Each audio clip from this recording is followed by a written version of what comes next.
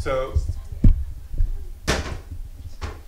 I just found out last night that we're on Mark 10. Okay, I think you mentioned it to me that we're on Mark 10, but I was trying to figure out what is on Mark 10, and then it turns out it's about marriage. Okay, so I was dreading this. Okay, because I knew when I was when I was doing the whole Gospel of Mark, this is the one I wanted to skip. Okay, but I realized I should not skip it because it's there. So we'll have to say something about it. I wonder it take a long time before we go back to it. Yeah, I think that's why I was trying to like, So, and again, I thank you guys for coming all the time, right? So, with me, one thing I can promise is that every time we have our meeting, that I will always try my best to at least, give you some insights about the Bible, right? And that's pretty much the one thing I can actually promise you, okay? Because I know it's, because with me, I'm a bit, I'm completely unaffected by, numbers of people in a group. I do things, even if, I remember when I was doing the college group, one time we had 2 people. And I did exactly the same thing, right? Whatever I do, when there are actually 20 people there, I do it even when I only have 2 people, right? So, for some reason, I'm just, I don't know, I probably have been like that, right? Always unaffected by what's, I'm not the same, I'm not hyper excited, I'm not not excited, but it's just always the same. So I don't know if that's a good thing, but that's probably a bad thing, okay? I should be hyper, I should be excited sometimes, right? But I'm just not that kind of, person. So, so let's look at, and again, hi guys. So we're going to talk about, again, this is Jesus on marriage, Mark 10, 1 to 12. And like what I said, I am dreading to talk about this. Okay. Actually, I don't like to talk about this, but we have to. I don't want to skip it. Okay, so, because it's there. So let's, and I'm going to say something today that might be controversial, right? But don't, always look at it with, at least try to be understanding of what I'm saying. So if you think that it is actually deeply controversial, just let me know. You can always talk to me after the service, right? So I'm not going to force you to actually believe these controversial claims that I'll be making later on, right? So, and it's controversial claim because we have to say something about this topic, right? And again, I didn't choose this because I just found out last night that it's actually about marriage today. Hey, hurry up, I'm getting anxiety. Yeah, no, but I'm actually scared. I'm trying to I'm trying to not buff it up here. Okay, so, so there's something complex about talking about household code. So let's look at, can we read Mark 10, 1 to 12? Okay. Let me see. I'll read it for you guys. So it says, he left that place and went to the region of Judea and beyond the Jordan, and crowds again gathered around him. And as was his custom, he again taught them. Some Pharisees came and tested him. They asked, is it lawful to a man to divorce his wife? He answered them, what did Moses command you? They said, Moses allowed a man to write a certificate of dismissal and to divorce her. But Jesus said to them, because of your hardness of heart, he wrote this commandment for you. But from the beginning of creation, God made them male and female. For this reason, a man shall leave his father and mother and be joined to his wife, and the 2 shall become one flesh. So they are no longer 2, but one flesh. Therefore, what God has joined together, let no one separate. Verse 10. Then in the house of the disciples asked him again about this matter. Verse 11. He said to them, whoever divorces his wife and marries another commits adultery against her, and if she divorces her husband and marries another, she commits adultery. So let's look at this.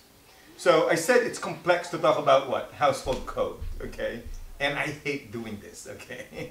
But I have to say familiar relationships are within the scope of the extent of Jesus' what? Radical message. Okay? They do not just simply, the message and Jesus' earthly ministries are not just designed to actually what? Revolutionize our lives. Rather, they're designed to intrude our personal lives as well and disrupt our conceptions of the norms. Later on, you will see that Jesus was actually disrupting the norms here. at least in Mark. You know, during that time, it's customary for, at least in some places, that only husbands can divorce what? The wife, right? But here Jesus was actually talking about wife, you know, also what? Divorcing their own husband, right? So I think there's just something what? Deeply revolutionary about this. In Mark, is some kind of an equality between what? The husband and the wife, right? Which is probably not very common during what? During that time, okay? So I just wanted to see the revolutionary message of Jesus here, okay? They at times, okay, the ministries and the message of Jesus challenge the orthodoxies of our time, including the so-called orthodoxies in our views about marital and other familiar relationships. Now, one of the power of God's word is it intrudes our lives, right? And it imposes itself on what? Themselves on us. I hope you guys are following me here. So even within our private spaces, God's word has what? Power and some kind of dominion. I hope that makes sense. Okay, okay. Now, so one thing to keep in mind here. So this one is a little bit technical, but we'll do this. Okay. One of the difficulties in reading Mark 10, 1 to 12 is that there are actually discrepancies between Mark 10, 1 to 12 and Matthew 19, 1 to 12. They're supposed to be the same what? Passages. But one thing you notice is that they are actually what? Different. There are actually significant differences. Let me point out some of the significant differences. In Mark 10, 1 to 12, it says something about Moses giving commandment, and then it talks about Genesis. And then in Matthew, it was Genesis first that was discussed, and then what Moses' commandment. Now, the point I'm trying to make is that it's clear that the gospel writers were not trying to give what? Accurate historical account of what happened. Okay, because that's what the switching of what? Of the stories. Okay? In Mark 10, 1 to 12, divorce as adultery is actually with no what? Exception. However, in Matthew 19, 1 to 12, divorce as adultery, but with what? Exception. So that's a significant difference here, right? Are you guys following here? In Matthew, it says, this is adultery except in cases of... No, but how come in Mark didn't even mention that? Yeah. That's a significant what? A significant omission. You guys following me? Now, I'm not lying here. You can read that for yourself, right? In Mark 10, 1 to 12, wife can also what? Divorce the husband. In Matthew 19, 1 to 12, only the husband can divorce what? His wife. Is that a significant discrepancy here? Do you guys following me, right? Now, what I'm trying to do, I'm challenging you to actually face the reality of what? Reading the Bible. I'm not going to be here trying to make it, you know, making it sound like it's all like, you know, all straightforwardly said what God really wants from us. But it looks like there are significant discrepancies that we have to what? We have to somehow consider. I don't think it challenges the authority of the Bible. I'm just simply pointing out that the task is much more complicated than what a lot of people think. Do you guys following here? Now, so for example, in Mark 10, 1 to 12, there's no call to singleness. But when you actually look at Matthew 19, Jesus preferred that people should be what? Single. Which is a weird thing, right? That's a significant what? That's a significant discrepancy in some sense. Okay, in Mark 19, Jesus was talking about he prefers somehow what? That people should be single. It's for you know, it's for the few, not for the many, but that is somehow something preferable. Again, I'm not asking you to be single here, but I'm just, you guys see what I'm trying to point out here. Now, why am I pointing out these discrepancies? No problem. But do you guys see what I'm trying to point out here? Why am I actually pointing out this discrepancy? You can check it for yourself. I'm not making this thing up. Okay. So, hermeneutical implications. Don't be too dogmatic when you read the Bible. Okay. Does that make sense? You know, just because you read it there, you know, you're going to try to what? Force people to actually what? this is what you're supposed to do. The process of interpreting it is much more what? Much more complicated. That's the only thing I'm trying to point out here, because there are discrepancies. Interpreting the Bible is much more complicated than just reading it literally or straightforwardly. It's much more complicated than that. I hope you guys are following me. Again, there's nothing wrong about this. I'm not trying to make you be heretics or something like that. That's not what I'm trying to do. I'm just trying to make you realize the nature of what? Interpreting the Bible. The Gospels did not try to write something with historical accuracy. So, we don't know exactly what transpired here. One thing we know is that Jesus said something about what? Marriage. Okay, that's it. Okay. It is better to interpret the Bible modestly than interpret it with some absoluteness. Is that clear? You know, as if everything you read there becomes what? Absolute. No, that's not how it works, right? You have to try to read it what? As modestly as you can possibly do it. Right? You have to at least be sensible or something like that. Right? Now, the conditions of the writers and readers affected the ways they told what? The story. Mark lived in a place where actually women were actually allowed to divorce their husbands. And that's the reason why he has to what? Include it. He has to say that, you know, husbands divorcing their wives and wives divorcing what? Their husbands. Now in Matthew did not live in a place where actually women were allowed to what? Divorce their husbands. So do you guys see why the way they actually told the story, they seem to be what? Very different. I hope that's making sense here. So they seem to have some kind of freedom to actually change some of the message, right, relative to what whatever their context or culture. Okay, I hope that makes sense. Okay. Now, the lack of 100% historical accuracy does not imply historical unreliability. It's not unreliable. It's just not what? They're just not accurate. You just have to face that. Do you guys follow me? Okay. So I don't want to do. I hope people will not come out of the house and start condemning people who had divorce or that's not going to be that's not going to be our task, and that's not the role of what I'm trying to do here. I hope that makes sense. Okay. Now, so here's an important point. It appears that when you actually look at the Bible, when it comes to legal matters, right, the Bible actually allows for what? Flexibility. But when it comes to morality, right, there's something what? Absolute. You guys, does that make sense? When you read the Bible, always keep in mind that the Bible actually allows for what? Flexibility when it comes to what is what? Legal. But with absoluteness when it comes to what is what? With what is moral. I hope that makes sense. You know, it is moral that you do not kill people. But it might be legal for you to kill people for self-defense. Okay. But there's flexibility when it comes to the legality, but there's absoluteness when it comes to what? Morality. I hope that makes sense. I know this is somewhat technical, but I can't help it because, you know, I don't know, probably that's just how I read the Bible, right? I tend to look for complexity and stuff like that. So bear with me on this one. Pharisees, in order to test Jesus, asked, is it lawful for a man to divorce his what? His wife. Now, what is the assumption here? Only the husband can divorce what? His wife. But not the other way around. And then Jesus said, oh, what did Moses, what did he tell you? Right?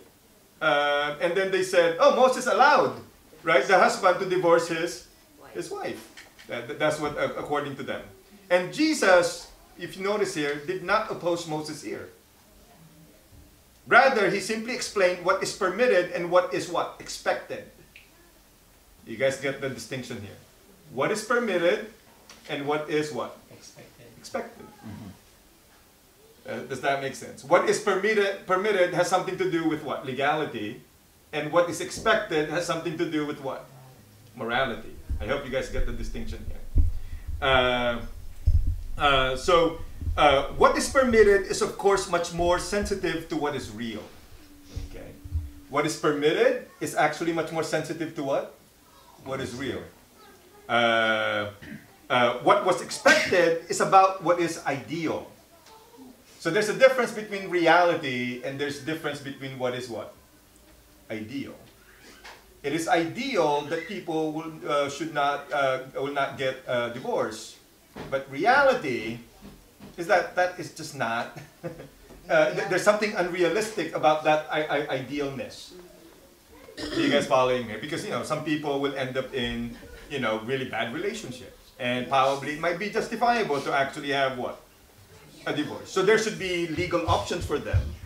Although the ideal is not to have a divorce. Yeah. Do you guys get what I'm trying to point out here, right? That's just how. For Jesus, we should strive for what is expected, but sometimes probably settle for what is what? Permitted.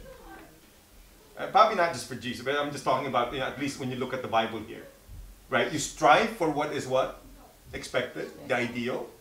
But sometimes you have to settle for what? This is what reality, right? You ended up with a bad spouse. You got no choice. Yeah, do you guys follow what I'm trying to point out here? But do you guys see what I'm trying to point out here, right? Okay. So, it seems clear that flexibility, not rigidity, in the applications of divine norms played a role in the determinations of the laws. Okay. How do you determine the laws? You have to consider people's what? Actual conditions. I hope that makes sense. Okay. Utterly inflexible laws are impractical since they are oblivious to inescapable realities. If the laws that we pass are utterly what? Inflexible. It's just not, it will not reflect, those actual and inescapable realities in the world. That's why, you can have something legal without necessarily being what? Without necessarily being moral. Like divorce is legal, but it's not what? Moral. But you don't want people not to be allowed to have divorce because you're actually what? Putting too much restraints on their what? On their freedom. Do you guys follow me? That's why in the US, a divorce is allowed, right? But you can still think that it's actually what? Something immoral. Okay? So legality and morality here are clearly distinguished. Legality has to do with what is permitted, while morality has to do with what is what? Expected. Legality must be sensitive to the lived experiences of people. Does that make sense? That's why you don't want to say, if you lie, we'll put you in jail for 30 years. Do you guys follow me? Does that make sense? Because that does not reflect, the actual realities of our lived experiences. Does that make sense? I hope that's clear. Okay. So there are all sorts of compromises. You have to make some kind of compromises when it comes to legality, but not when it comes to what? Morality. Okay. However, what is moral is not conditioned by our lived experiences. It is absolute. Legalizing morality just because it is what is moral or what is immoral, right, is unrealistic. It's just unrealistic. Absoluteness of morality and flexibleness of legality are not mutually exclusive. So what is legal can be what? Flexible, but what is moral must be what? Absolute. Do you guys follow what I'm pointing out here? There's nothing illegal about you lying to your friend, right? But we will consider that to be what? Immoral. Because that's just absolute. So we're not changing our views about morality. We're just simply pointing out that, you cannot force people not to lie. Because if you do that, many people will be in jail, and it will just be completely impractical to put in jail people who are lying. I hope you guys are following me here. I hope that's clear, right? Yeah. So here's the one I don't want to talk about, but I have to talk about. Okay. I have family members who are, divorced, and there are. That's sensitive. Yeah. So now, due to life's realities, for example, the hardness of heart of people, divorce is what? Legally permitted. there is a legal category that is known known to Jewish teachers of the law. It is called concession. What does that mean? Something that was permitted only because it was better to regulate sin than to relinquish control over it altogether. Okay, so this is something that is known to what? To Jewish teachers during that time. There are some concessions that you need to do. Okay, based on how God designed creation in the partnership of Adam and Eve, marital fidelity or commitment for life with one spouse of the opposite sex is what? Morally expected. Does that make sense? It's morally expected. Now, what is then is the theological question here? If you fail to meet the moral expectation by doing what is legally permitted, does one lose his or her salvation? Because I'm assuming people will actually ask that kind of question. And here's my answer. I don't think so. Okay. It is not your moral perfection that qualifies you for heaven. If moral perfection is a requirement, then no one will be in heaven except God. I hope that's clear. God is not inflexible. God is not narrow-minded. I hope you guys are following me here. Sometimes when we think of God, we readily think of God as somehow inflexible or somehow who's narrow-minded, does not understand the kind of situations that we're in. I hope I'm making sense here. But God do understand. If a human being can understand your situation, people who are broad-minded, how much more with God? Are you guys following here? We admire people who are broad-minded, who can actually what? Look at the context and understand the situation of a particular individual. Of course, God can be doing something similar to that, right? And that's something admirable on the part of God. God seems to be flexible and sensible. God understands that you have to deal with the realities of life. I've been married for 20 years. I know how it feels to be married for that long. Do you guys following me here, right? So it's not like I only been married for a year or something like that. So I know that there can be what? Conflicts that will be hard to what? Hard to settle. So those things I actually understand them. I hope I'm making sense here. Okay. And many of you have been married more than. I'll figure out what was the word. There was a word that I was thinking about, but for some reason I can't think about it right now. But I think that what matters to God is the pursuit of what God morally expects from us. Okay. Now, God knows if you are trying your best to meet God's moral expectations. It's not for me. It's not for anybody to judge you about that. God is the one who knows whether you are really what? In pursuit of God's moral expectations. God knows that. It's not me to judge. I hope I'm making sense here.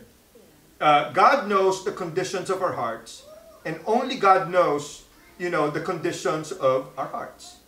It's not just that He knows the condition of our hearts. He's the only one who knows the conditions of our hearts. Right? So for example, you're in a bad relationship, you tried your best to actually what? Preserve it, but somehow it just didn't work out. God knows what's actually going on in your heart. People outside should not be what? Should not condemn you or should not judge you for what you've done. Because only God knows what exactly is going in your head.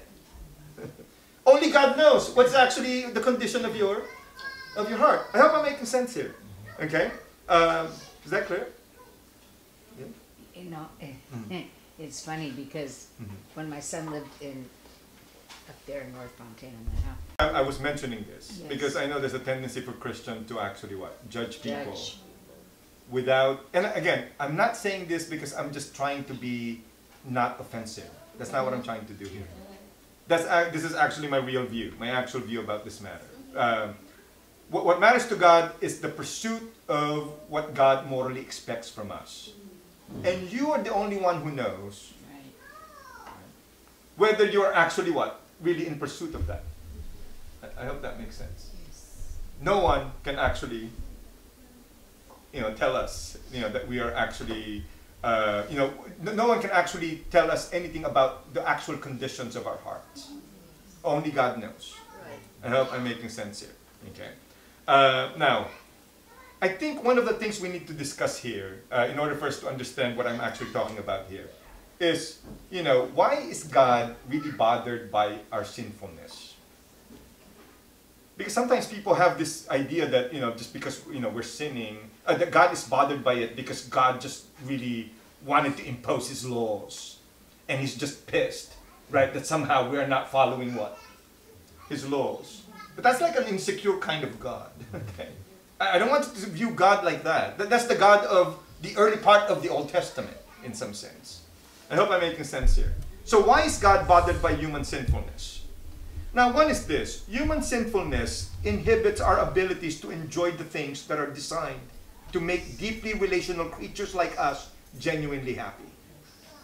The reason why God is actually bothered by our sinfulness, because our sinfulness is the one that prevents us from being what? Happy. That's it.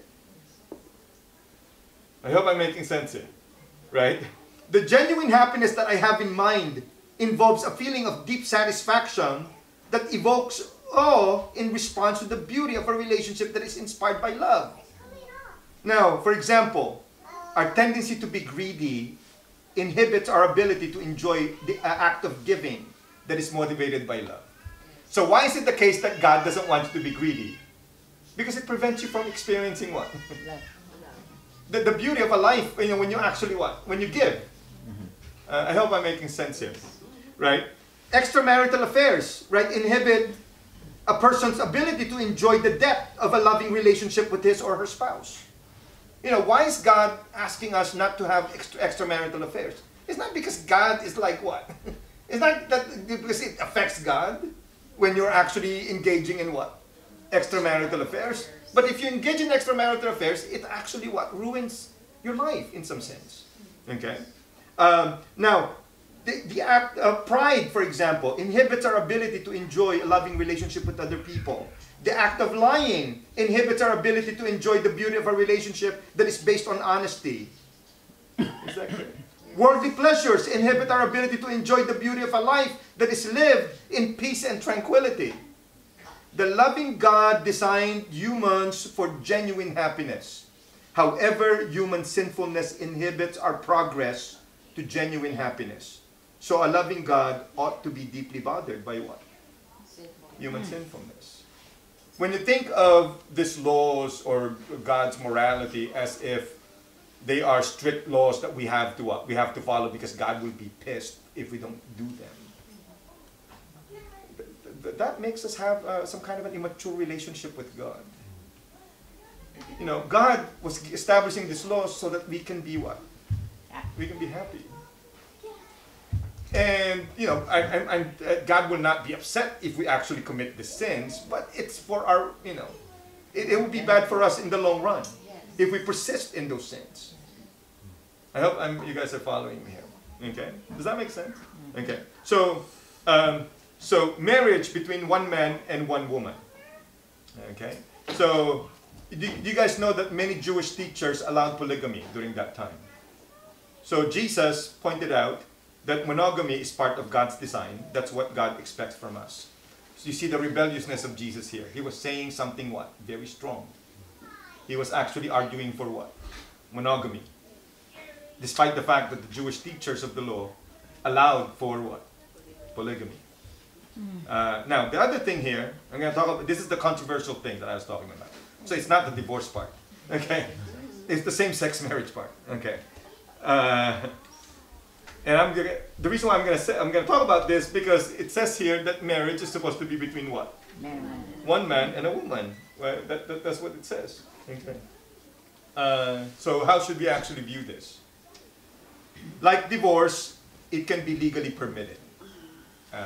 It is legally permitted. Okay. Divorce, polygamy, and same-sex marriage will not meet the moral expectations in the Genesis-inspired claim of Jesus. Because according to Jesus, it was, you know, Adam and Eve who was actually what? Who was created by God. So it looks like marriage is supposed to be between what? A man and a woman.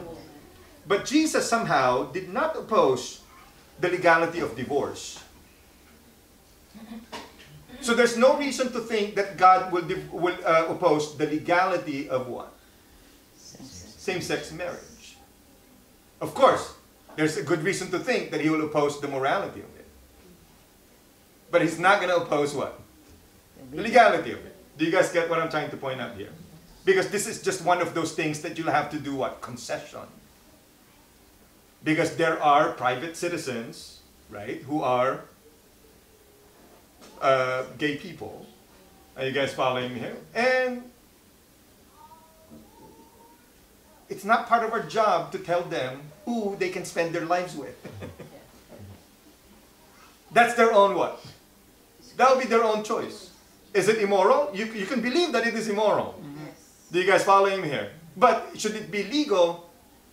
I don't see any reason why we should not make it what? Legal.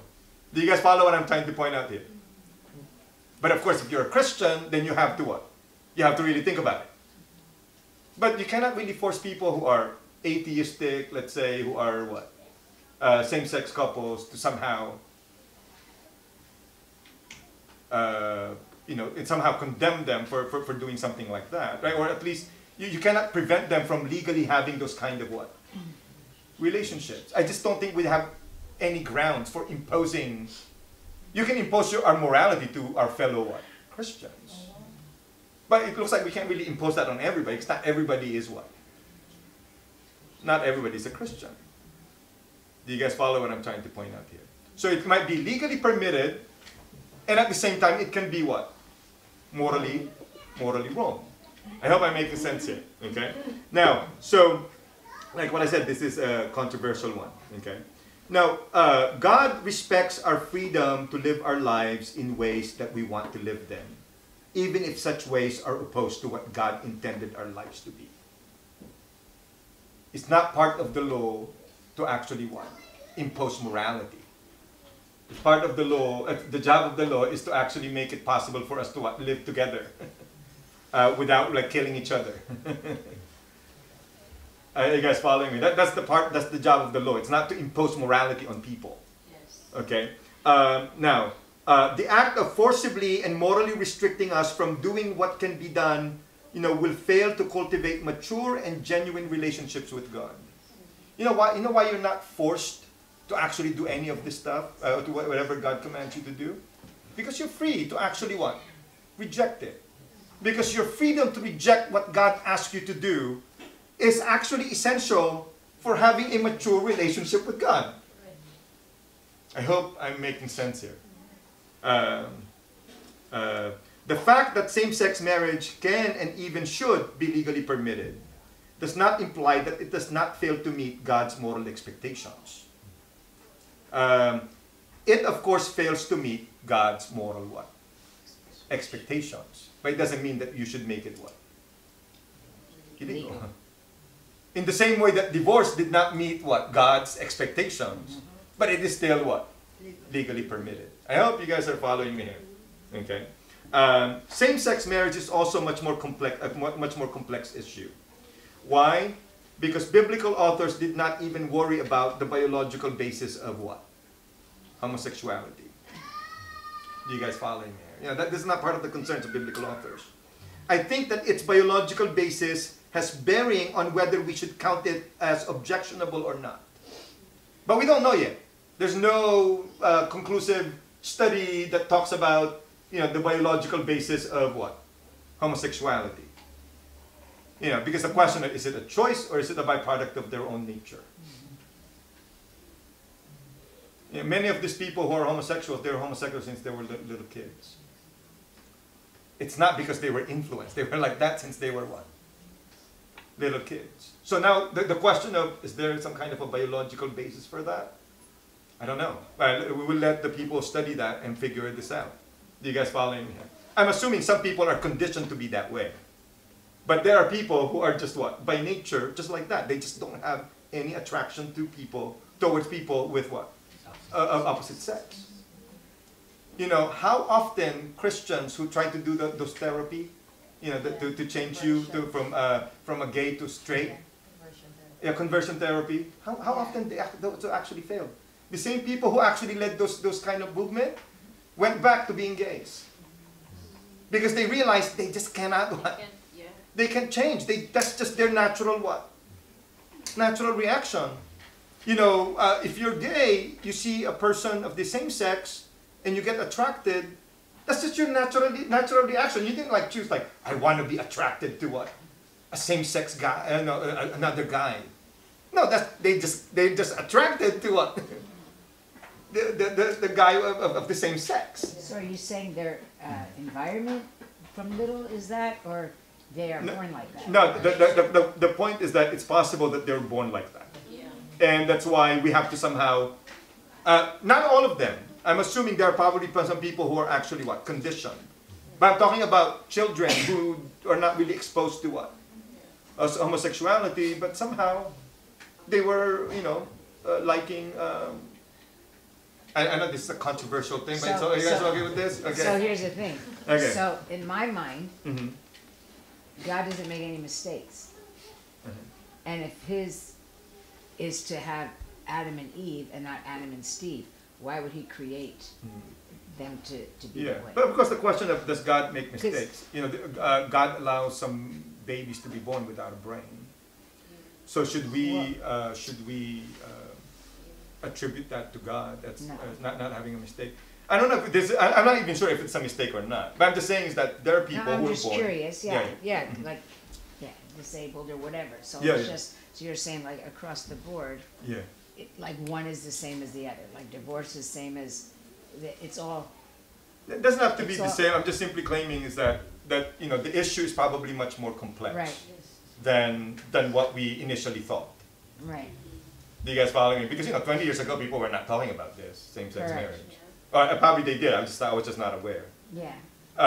But so during that time I didn't think about it. But now it's like a big issue.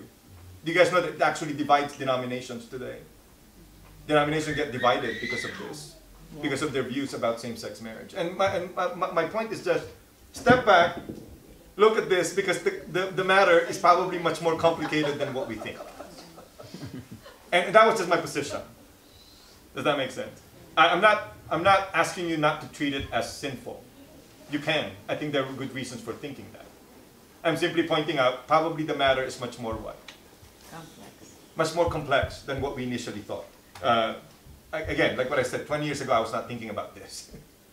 But now I realize it's actually much more what? It's much more complex. It's, I think Christians should be broad-minded and try. That's why for me, probably one way of actually dealing with this is to talk about it this way. It fails to meet God's moral what? Expectations. But that does not mean that it shouldn't be what? Legal. It shouldn't be legal. So I'm trying to read it as modestly as I can. That's what I'm trying to do. I hope I'm clear here. Okay. But you don't have to necessarily agree with me on that one. Okay. Now, so in addition, what exactly is wrong with a same-sex couple who are living peacefully in a monogamous relationship for a number of years and are not harming anybody? What should be legally wrong about that? A same-sex couple living in a house, they bought their house together. You guys follow me? They've been together for 30 years. They're not harming anybody. They're paying their taxes. Do you guys follow what I'm pointing out here? They're not doing anything illegal. What's wrong with that? They're not flaunting, their sexual activities in front of other people. So if you think about that, yeah, it looks like what exactly is legally wrong about it? I think that's a hard thing to. You might still claim that it's immoral, but the point is that should it be legally permitted? I think it's, I don't know. There's a good case for it to be what? Legally permitted somehow. Okay. So I'm having a hard time talking about this because I know it's controversial, but we have to, right? Okay. You know me, I don't shy away from what? Controversial topics. Okay. That's just how I do things. Okay. So there is no reason why it should not be legal, even if one considers it to be what? Immoral. That's it. That's the only point I'm trying to make here. So I will skip the rest of what I'll say here. So let's look at the mystery of marriage. This is what I like about, probably the Catholic, the sacrament of matrimony, right? Because it actually emphasizes what? The mystery of it. Okay, there's something mysterious about it. Because again, the Bible says two people become what? One. One flesh. You know, they ought to work as a team. They ought to have the same vision for their family. Do you guys following me? That's what it means to have to be in what? In one flesh. Because literally, you don't become one flesh. But there's something here that becomes just one. Okay, they ought to, you know, complement each other, right? They ought to stay together. They ought to support each other. They ought to raise their family together. They become what? One flesh. And it says also divinely joined together. Imagine this, not just lawfully joined together. Marriage, from the standpoint of God, is a sacred partnership. Okay. This is not how Britney Spears viewed it when she got married in Las Vegas and then had a divorce the next day. It's a sacred what? It's a sacred what? Sacred partnership. You guys following me here, right? Okay. Now, so we can skip this part. So equality in marriage. Mark emphasized equality between the husband and the wife. Husband can divorce the wife, while the wife can do the same to the husband. Okay. And then I already pointed out that in Matthew, that was not the case. Mark emphasized that divorce is adultery with no exceptions. So this might just be, I don't know, some kind of a hyperbolic expression, because some scholars think that what Jesus said here is actually really strong, even for his own what? Even for his own time. It's a very strong claim to make. Okay, so my concluding remarks, and we're almost done. I hope you guys are okay. No one is upset with me here, right? So concluding remarks. Marital partnership is a part of God's design for humanity. It deserves to be what? Respected. That's one. Marital partnership is part of what? God's design for humanity. It deserves to be respected. Number two, moral partnership should not be relegated to our private spaces. It must allow for God's intrusion into such private spaces in order to give God the opportunity to establish the standards for what? For a sacred partnership. So this is not just your own what? Your own space with your spouse. Does that make sense? This is a space where you allow God to somehow set standards for both of you. Okay? And then lastly, marital partnership has moral constraints. The people in such partnership cannot just do what they want to do with each other. There should be what? Moral constraints. But the moral constraints can also have cultural elements. So do not be dogmatic about such moral constraints. There are moral constraints, but I think the issue is much more complicated than what we think. I don't have all the answers to whatever questions you have on marriage. But I'm simply pointing out, one thing I know, it's much more complicated than what we think. Because, you know, try to avoid the behaviors of other people in the church, where they read the Bible, they read it, and they think that what? There you go, right? It has to be imposed on people.